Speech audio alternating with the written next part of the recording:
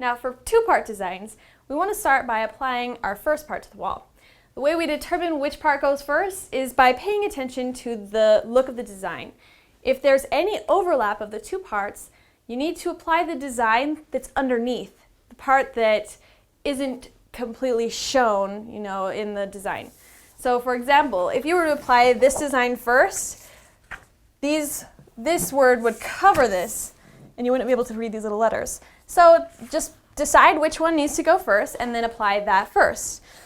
Now, after that, you'll remove all of your arrows, the north, south, east, and west arrows, as well as any of the center leveling diamonds, those little ones that go through this horizontal axis. But you need to make sure you leave on these guys.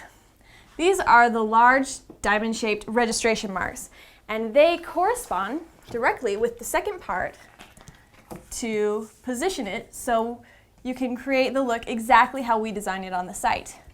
Now, if you don't want to do that, say you want to put part number 2 down here, or down here, or on a different wall. And in order to facilitate that, we still have the north, south, east, and west arrows for you. And that makes it so that each piece is pretty much an individual piece. Or you can just use these diamonds and use it in tandem with the first part. And when you're doing that, you don't need to make your line for leveling, because these basically ensure that it will be level as long as your first part was already level on the wall.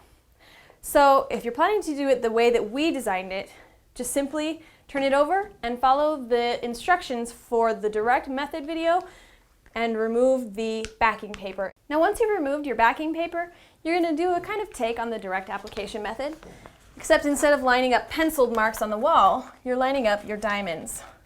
So I'll go ahead and just kind of get a close up here on the right side and make sure that that looks lined up. And then I'm going to look over here on my left side. And when they're both lined up, then you can kind of smooth out this top edge, then smooth down the design